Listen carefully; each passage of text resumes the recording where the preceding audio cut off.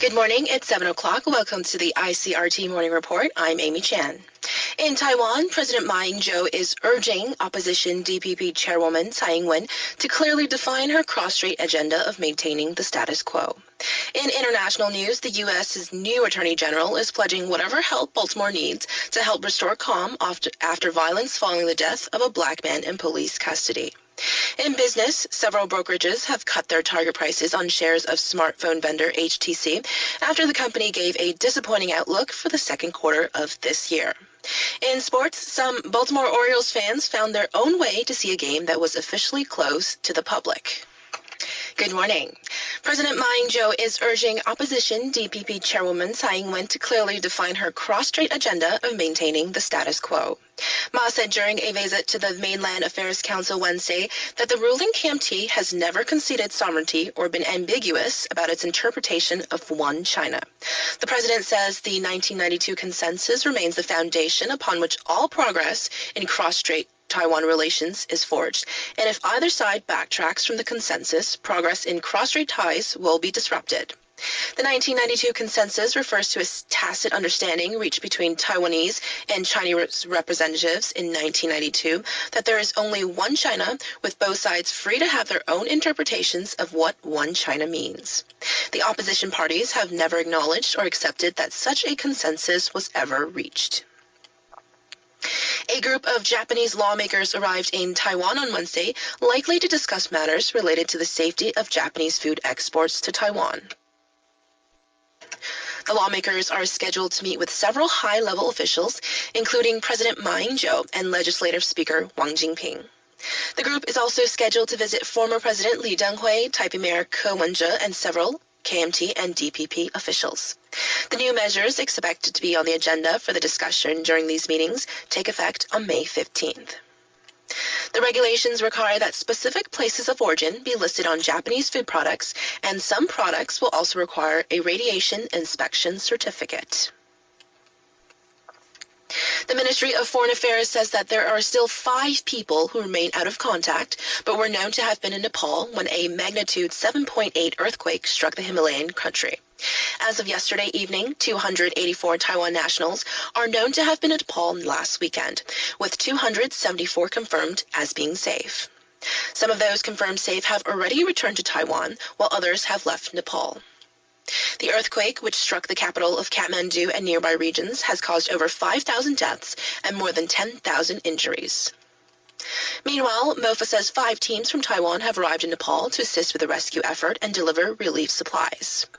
The teams are comprised of rescue and medical personnel from government and non-government organizations, including the Ministry of Health and Welfare and the Red Cross Society of the Republic of China.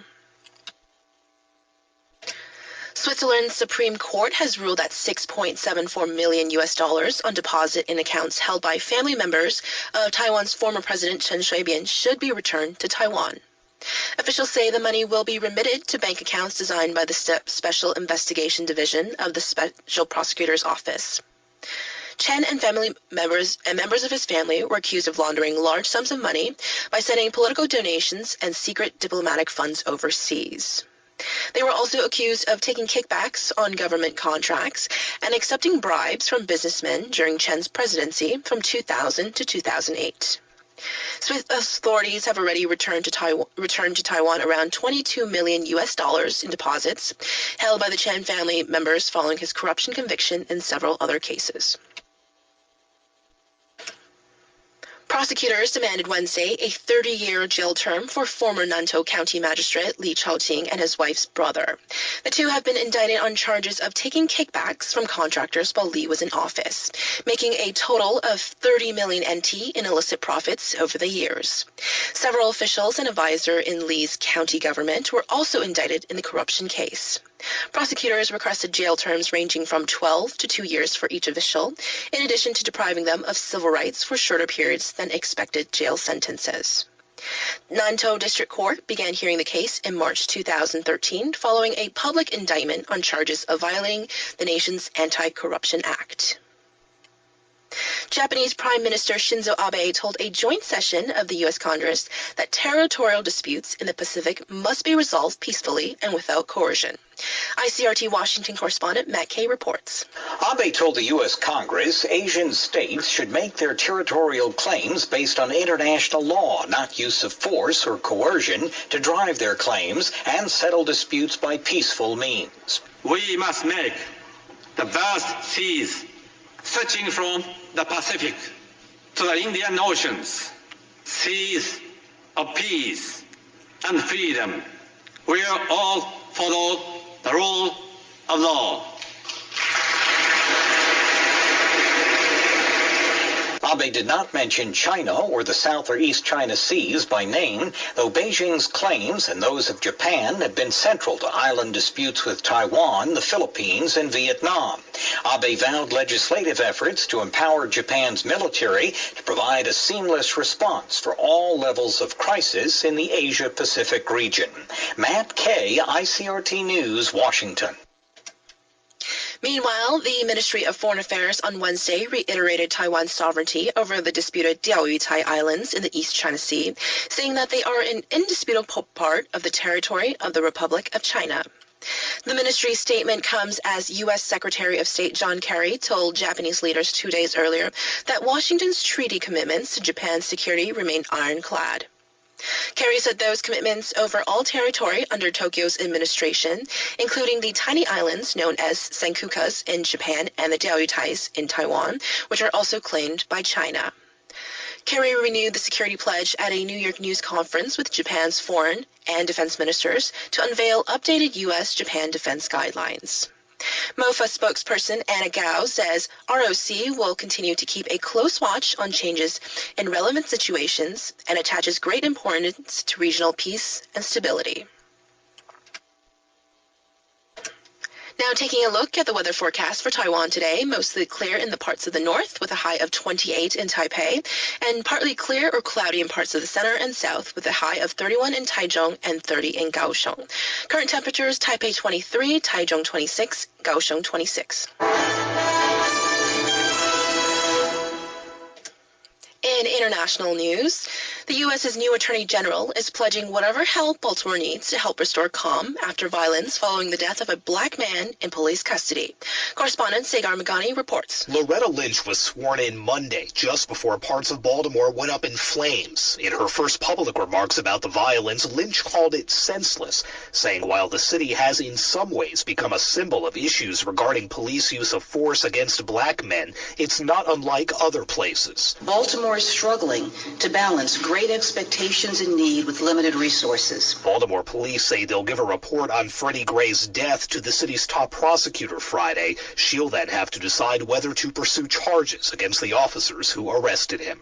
Sagar Megani, Washington. Mountaineering officials say the death toll from an avalanche on Mount Everest triggered by last weekend's massive earthquake in Nepal has risen to 19, including 2 climbers from the United States and 1 each from China, Australia, and Japan. The Nepal Mountaineering Association said yesterday the 14 other victims were Nepalese Sherpa guides. The avalanche swept across Everest's base camp area, injuring dozens of people. The association says only 10 of the 14 Sherpa guides have been identified so far. Mountaineering companies say all climbers have left the Nepal side of Everest, and the climbing season is now over following the quake. The UN Human Rights Office has criticized Indonesia's decision to execute 8 people convicted of drug smuggling.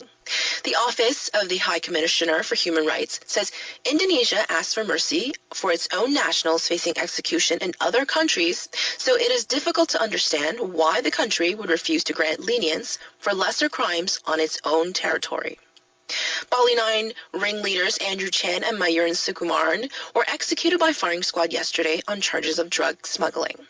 In addition, 4 Nigerians, a Brazilian, and an Indonesian man were executed simultaneously by a 13-member firing squad. Japan's Prime Minister reflected on World War II during a speech to Congress. Correspondent Jerry Bolander reports. In the first ever speech to a joint meeting of Congress by a Japanese Prime Minister, Shinzo Abe said history is harsh.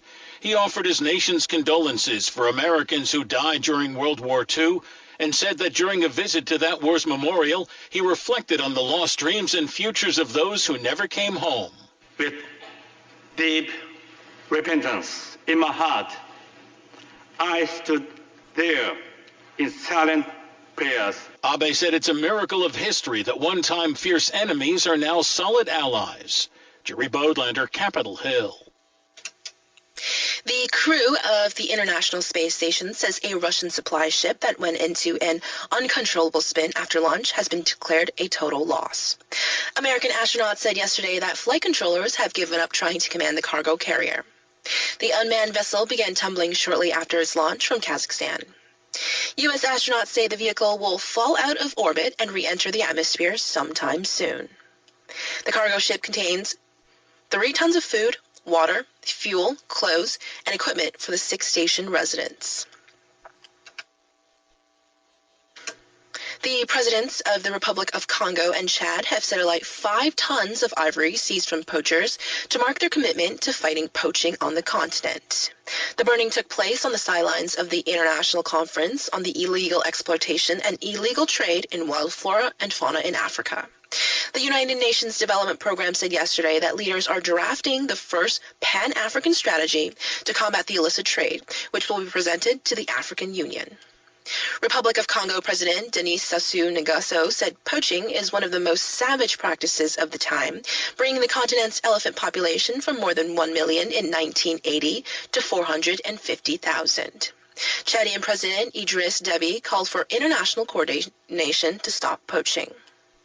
In related news, authorities in the United Arab Emirates have pulverized contraband elephant tusks and ivory carvings confiscated in the Gulf nation to send a message against poaching. Workers used a construction digger to hoist more than 11 tons of ivory into a rock crusher at a landfill on the outskirts of Dubai. Dubai is not a major destination for smuggled ivory, but it is a key crossroads for the trade because of extensive air and sea links to Africa, Asia, Europe, and the Middle East. The 7-state federation, which also includes the oil-rich capital Abu Dhabi, is the first country in the Middle East to destroy its ivory stockpile. Iran's foreign minister says his country and world powers will meet to start bringing together the elements of a draft on a comprehensive nuclear deal. Correspondent Julie Walker reports. That deal hinges on the U.S. lifting sanctions in exchange for Iran's curbing its nuclear work. Iranian Foreign Minister Mohammad Javad Zarif says the agreement is the most balanced one he's seen so far, and everyone needs to compromise. There are wording problems that pertain to all issues. I don't think the problems are insurmountable. I think they can be resolved, and I think they will be resolved. He also says even though Iran wants to meet the June 30th deadline for an agreement, no deadline is sacrosanct. Julie Walker, New York. Greece is working on a draft bill of reforms it hopes will earn the approval of its creditors and pave the way for the unlocking of needed funds from its international bailout. Athens is expected to present the draft bill, which will include measures proposed by Finance Minister Yanis Varoufakis during the government's current floundering negotiations, to representatives of the International Monetary Fund, European Central Bank, and European Commission. The exact reforms have not been publicly announced, but are expected to include reforms to some tax measures. Athens hopes they will be sufficient for its creditors to approve the disbursement of the final €7.2 billion installment from its €240 billion bailout. The German city of Munich is opening a museum dedicated to exploring its past as the birthplace of the Nazi movement. The Munich Documentation Center for the History of National Socialism traced the rise of the Nazi Party from its founding in the Bavarian capital in 1920, a year before Adolf Hitler became its leader. German Culture Minister Monika Grütters praised the city for tackling what she called the long-repressed confrontation with the special role Munich played. Grütters noted that Germany's efforts to examine its past, which encompassed World War II and the murder of millions of Nazis, is getting harder by the year because of the number of witnesses dwindling. Nigeria's military says 200 girls and 93 women rescued from a Boko Haram stronghold are not those abducted from a school in Chibok in April 2014. However, the major operations did result in the seizure of 4 camps from the Islamist militant group in the Sambisa forest. Richard Dowden of the Royal African Society says this latest operation by Nigerian forces is significant. I think what it means is that the Nigerian army, which had been quite afraid and unable to get into the area controlled by Boko Haram, can now move into that area. They've got air support. They've got, the most important thing is a higher morale under the new government. They're now working with the Chadian army. Chad is the country on the border, and Cameroon. And so they're really squeezing the area where Boko Haram has been absolutely free to operate. And that's a look at what's happening around the world. Coming up next, business and sports. Good morning. I'm Nancy Sun.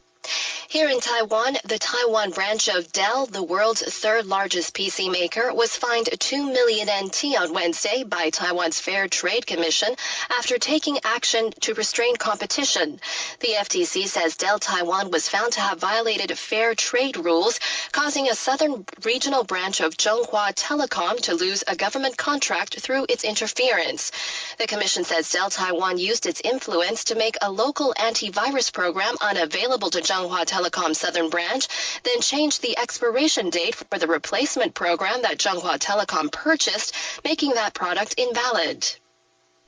Several foreign brokerages have cut their target prices on shares of smartphone vendor HTC after the company gave a disappointing outlook for the second quarter of this year. French brokerage BNP Paribas has lowered a target price on HTC shares to 126 NT from 143, while leaving a hold rating unchanged. Credit Suisse has lowered its target price on HTC to 140 NT from 150, while Deutsche Securities has cut its target price on the stock to 120 from 145. JP Morgan Chase has also downgraded its target price on HTC shares to only 100 NT from 105 and has left an underweight rating unchanged. The U.S. economy grew at a much slower pace than expected during the first quarter, with a slow growth blamed on extreme winter weather. Nick Harper reports from New York. Considering the prediction was for 1% growth, this 0.2% figure is distinctly disappointing. A second tough winter in a row put the brakes on much of the consumer spending, while falling oil prices and a stronger dollar internationally did little to help. The previous quarter had seen 2.2% growth. Wall Street reacted badly to the news, the markets dropping 0.4% on opening. This low GDP reading for the first 3 months of the year is also likely to lessen the Federal Reserve's desire to raise interest rates over the next few months. For ICRT News in New York, I'm Nick Harper. And in Wednesday's global markets, where stocks dropped after the U.S. Fed downgraded its assessment of the country's economy. In Europe, the FTSE lost 1.2%, the CAC 40 dropped 2.6%, and the DAX plummeted 3.2%. On Wall Street, both the Dow and the S&P 500 declined 0.4%, and the Nasdaq was down 0.6%. Earlier in Asia, the Nikkei bucked the trend, climbing 0.4%. The Kospi lost 0.2%, the Hang Seng contracted 0.1%, and the Shanghai Composite edged up less than 0.1%.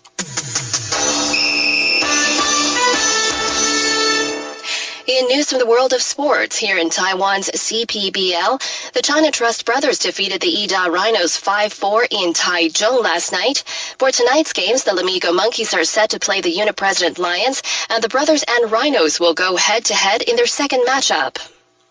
From European soccer in the Spanish league, James Rodriguez scored a stunning goal to lead Real Madrid to a 3-0 win over Almeria on Wednesday. The victory keeps Real Madrid 2 points behind leader Barcelona in the final stretch of the Spanish league title race. Sevilla extended its undefeated streak to 10 rounds with its 3-1 win at Eibar on Wednesday. An audacious solo effort by Fernando Torres gave Atletico Madrid a 1-0 win at Villarreal as the soon-to-be dethroned title holders kept their hold on third place. In the Italian league, runaway Serie A leader Juventus beat Fiorentina 3-2 on Wednesday, but its title celebrations were delayed by Lazio's 4-0 victory over a Parma side, which is now certain to be relegated. Juventus remained 14 points clear of Lazio and will clinch a fourth successful title with a draw at Sampdoria on Saturday. Cagliari lost 1-0 at Chieva Verona and had 2 players sent off. The 2 teams are 8 points behind Atalanta. Some Baltimore Orioles fans found their own way to see a game that was officially closed to the public. AP correspondent Warren Levinson reports. The attendance will read 0 in the box score for the Baltimore Orioles game against the Chicago White Sox, but that does not include diehards like Romeo Santos, who found himself in an obstructed view spot beyond the iron fence in center field. I can't beat a free ball game, front row seats. Or Sid Jans, who got herself and her friends a room in a nearby hotel with a balcony overlooking the field, albeit at a distance. We didn't want to take no for an answer. The club did do regular fan stuff, like between innings music in the 7th inning stretch. 3 underemployed ushers stood. Warren Levinson, Baltimore. And in yesterday's other games, the Tigers beat the Twins 10-7, and the Astros beat the Padres 7-2. In more baseball news, Yankees pitcher Masahiro Tanaka is going to be out for at least a month because of tendinitis in his right wrist and a mild right forearm strain. General Manager Brian Cashman says tests showed no change in Tanaka's partially torn elbow ligament after 2.5 months of physical therapy. Tanaka is 2-1 with a 3.22 ERA and gave a strong showing in his last 2 starts, but the Yankees have placed Tanaka on the 15-day disabled list. And that was a quick look at this morning's business and sports news with me, Nancy Sun. Now taking a look at the weather forecast for Taiwan today. We have mostly clear skies in parts of the north with a high of 28 in Taipei, and partly clear or cloudy skies in parts of the center and south with a high of 31 in Taichung and 30 in Kaohsiung. Current temperatures now, Taipei 23, Taichung 26, and Kaohsiung 26 as well. It is now 7:26 here on ICRT. Stay tuned for more news and information. The ICRT traffic report, making your morning commute a little less painful.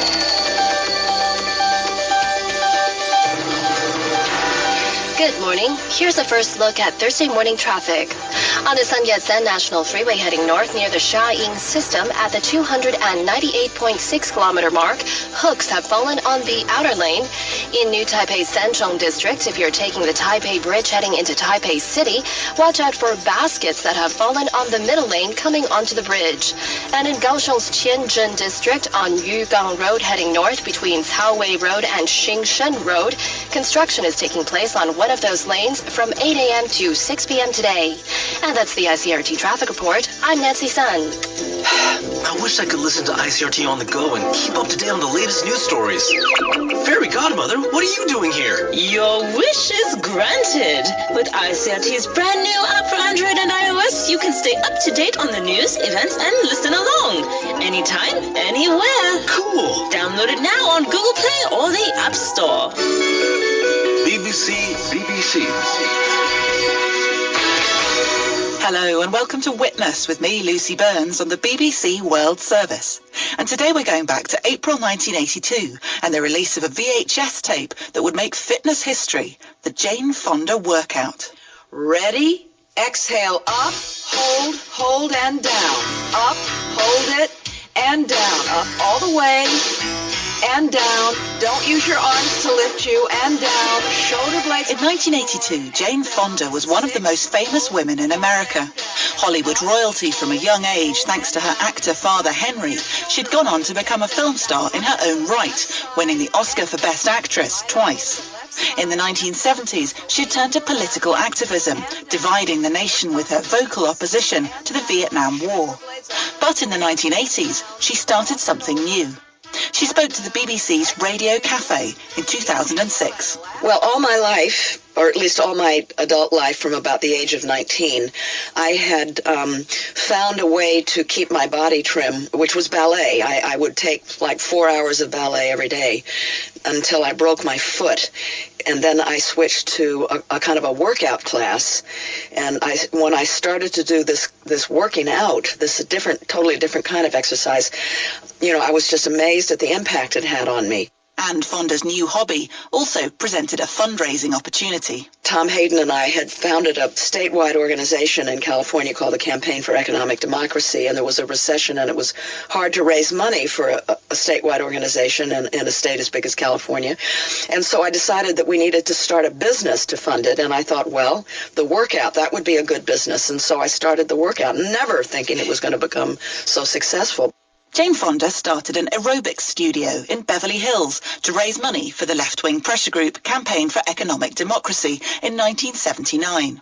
Then in 1982, entrepreneur Stuart Carl approached her about filming a workout for release on the new home video format, the Jane Fonda Workout. Fonda speaking to the BBC documentary Diet Junkies in 2004. I'm thinking, video? What's a video? I didn't own a video. Nobody I knew owned a video. Besides, I'm an actress. I don't want to be on television doing exercises. This is the part of class that burns fat. The rest of the workout... The workouts she'd been doing at the studio became the foundation for the video. Fonda stands at the front of a dance studio wearing a high-cut pink leotard and leg warmers and leads a group of fit young men and women through a high-octane aerobic workout. They bend, flex, feel the burn, working all their muscles from head to toe with lunges and crunches, sweating and whooping as Jane urges them and the viewer at home on. I remember when we did the first one, I said, don't bother to spend money on hairs and makeup and all that kind of stuff, because, I really thought it would make about $10,000 profit, if that. Up tall, big distance between the ear and the shoulder. I had no idea. Lift those arms, lift those knees, and breathe. Pull up. The video was a huge success. Women across America and then around the world started working out in their living rooms. Suddenly they could get fit without leaving the house, without going to an expensive or intimidating gym. Fonda was deluged with letters from around the world, but not everyone approved of the new craze. The aerobics dance craze is an import from the United States. Its most famous exponent is Jane Fonda, who advises devotees to go for the burn, the burning sensation caused by the buildup of lactic acid in the muscles. But today, British osteopaths have been warning the keep fit ladies in particular that they aren't necessarily doing themselves any good. This dancer certainly knows what she's doing, but others may be at risk.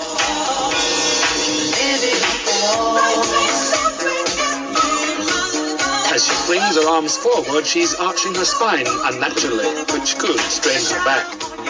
The Fonda workout videos didn't invent aerobics. The idea of keeping fit by moving to music had been around for years, from Grecian dance to calisthenics. But Fonda became its most famous face, combining the glamour of a Hollywood film star with a breezy, approachable charm. Sometimes too approachable. One time I was in a store and a woman got down on the floor and started doing buttock tucks to ask me if I was doing them right. And suddenly I'm thinking, I don't want to be defined by buttock tucks. I've won 2 Academy Awards. What about all the political work I'm doing? What's this with buttock tucks already? But not everyone felt so empowered. Many were intimidated, as fans Carney Wilson and Carrie Otis remembered.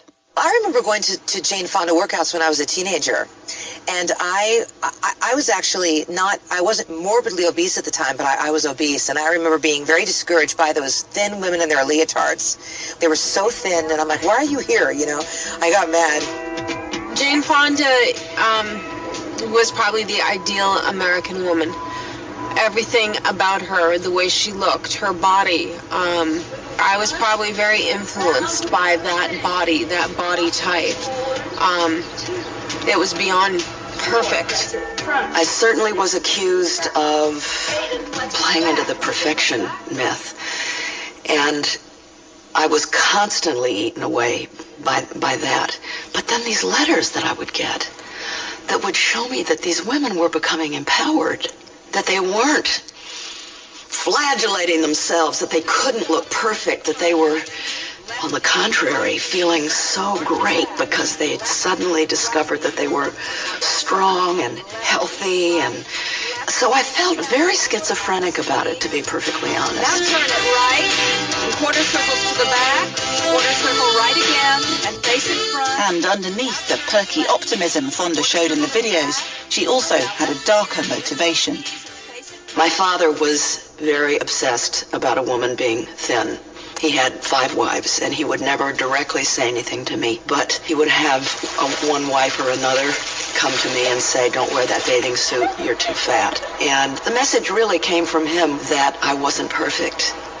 And if I wasn't perfect, then I couldn't be loved. And the drive to be perfect leads to all kinds of problems, including obesity, including bulimia and anorexia, which I suffered from for 30 years. And Fonda's early days in Hollywood had only made her more conscious of her body. I became an actress in the 1950s, and the first film I made was called Tall Story. The funniest frolic that ever rollicked onto the screen. I did the makeup and costume tests, and the word came down that the head of the studio, which in this case was Jack Warner, would please like me to wear falsies. Beautiful cover girl Jane Fonda makes a lover girl no man can resist. It was very much a norm that you were supposed to fit. The director, Josh Logan, after the film was over, suggested that I should have my jaw broken and my teeth reset so that my cheeks would go in. The pressure to conform to Hollywood's beauty norms meant that Fonda continued to suffer from bulimia throughout her 20s and 30s. Exercise was a way out. The workouts enabled me to get into my body in a healthier way. Yes, it was a little obsessive. When you're moving away from a food addiction, you tend to do it too much. You're too compulsive. But it was a step towards getting rid of the anxiety. The endorphins that are released when you do strenuous physical activity help quiet that dark pain. And Fonda's enthusiasm spread to fitness fans all over the world. It sold 17 million. No video has ever outsold it. And it started the video industry. And I was just stunned. Good for you. You did it. I'll see you next time. All right. Jane Fonda went on to film 23 more exercise videos, now including a seniors line for older fitness fans. She was speaking to the BBC documentary Diet Junkies in 2004. You've been listening to me, Lucy Burns, for Witness on the BBC World Service. And if you'd like to hear more of our history programmes, just go to bbcworldservice.com/witness. Keep listening for the latest from the world of science. Sometimes science is like detective work. Welcome to Pulse of the Planet Science Diaries, a glimpse of the world of science from the inside. Why is it that heavy metal toxic waste moves downstream in a river much more quickly than it would be expected to? Geochemist Michael Hachella thinks that the answer has something to do with nanoparticles, bits of matter that are so small they're measured in billionths of a meter. Michael and his graduate student Kelly Howes have prepared water samples from a polluted river and are examining them under a very powerful microscope. We're looking at stored images of nanoparticles, and we're obviously looking for toxic metals that are associated with the minerals that make up these very, very, very small particles. Okay, Kelly, let's look at the particle that we think might have some zinc. Okay, open that one up. So what do you make of the toxic heavy metal here? The minor elements that we can see is maybe a little bit of zinc. There's a couple peaks for zinc. Not big, but it would be a trace metal, so we wouldn't expect a peak here to be very large. Yeah, but as small as these peaks are, that's really exciting because it's definitely like trying to find a needle in the haystack. I mean, isn't it true that most of the particles you've found so far did not have evidence that they're carrying toxic heavy metals, but a few particles like this one seem to have small amounts of a toxic heavy metal, in this case zinc. So they found traces of zinc in a nanoparticle. Well, these tiny amounts of a toxic heavy metal could either be harmful or entirely harmless to life in and around the river. It all depends on how the particles are structured, which is the next question that Michael and his team are trying to find out. Pulse of the Planet Science Diaries are made possible by the National Science Foundation. I'm Jim Metzner. Tune in every weekday morning for the latest in science and tech, only on ICRT FM 100. I've been so busy this week, I haven't had time to see what's been happening in Taiwan. Well, then why don't you tune into ICRT's weekly news show, where we'll be discussing the top stories over the past 7 days. That's right. If you want to catch up with the biggest stories from around the island, tune in every Friday evening to Taiwan This Week with myself, Keith Manconi, and Gavin Phipps. We're going to be featuring conversations with correspondents from around the island on the top stories from the past 7 days. Catch the broadcast every Friday at 8:30 or find it online at the ICRT website. Hello, this is Arts Daily from the BBC World Service. I'm Jo Fidgen. Now, if you think you have a bad sense of direction, listen to this. Opera singer Robin Johansson has a condition which means she can't even find her way on stage.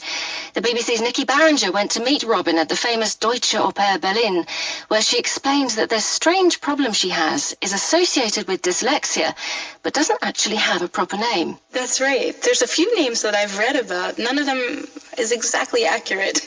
And what's your favorite? Well, something that I read that made me laugh, at least, was disorienta. You had heard of dysgeographica, which also seems to make a lot of sense. Yeah. It's not something that people are used to or know anything about, because most people say, oh, I have a really bad sense of direction too. So I just try to laugh about it and say, I have real difficulties with directions. Can you just tell me very, very simply if I go right or left once I get out this door? And you can cope with that, just first right, second left. That works for you. That works for me. I'm used to my husband. We've been together a long time, and he understands this very well. So he writes for me directions very, very clearly. He writes exactly what I have to do. And I know that you have an album almost, a huge, great scrapbook full of directions.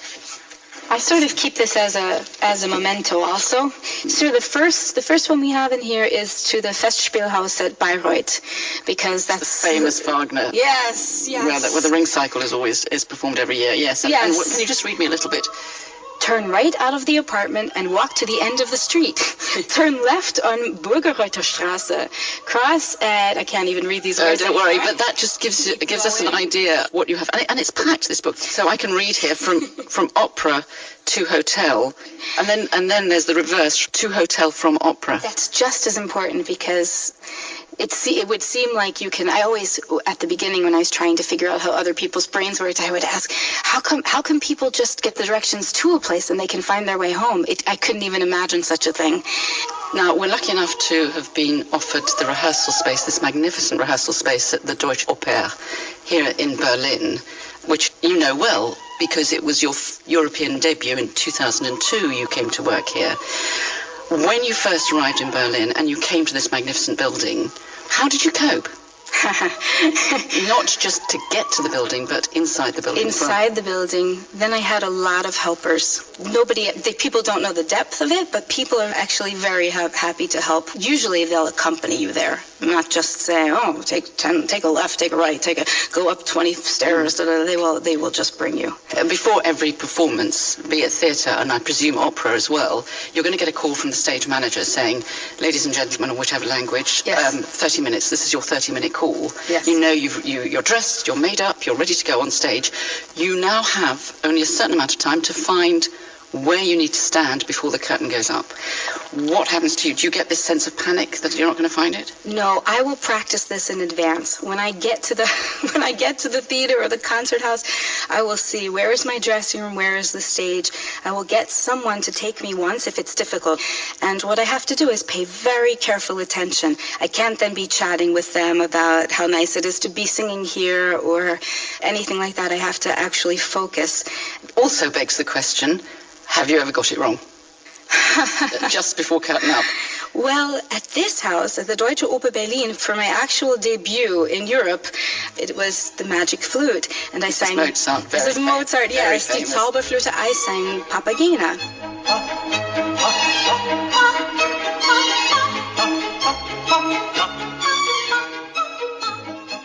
And in a house like this, in a major house, for a repertoire piece like Magic Flute, there's no rehearsals on stage in advance.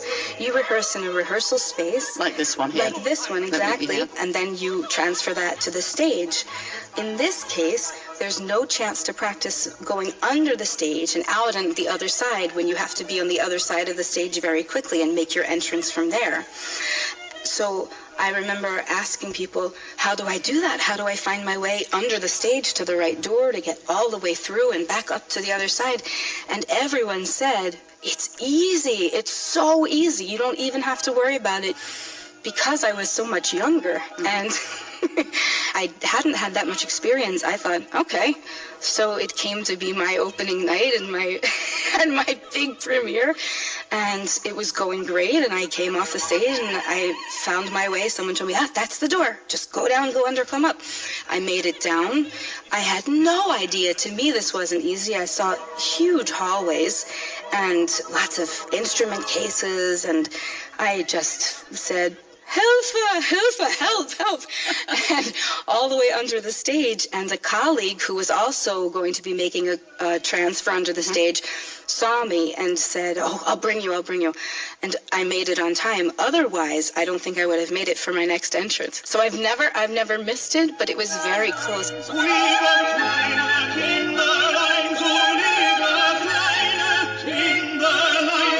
from then on, I really understood. Now I just practice anything I would do on the stage.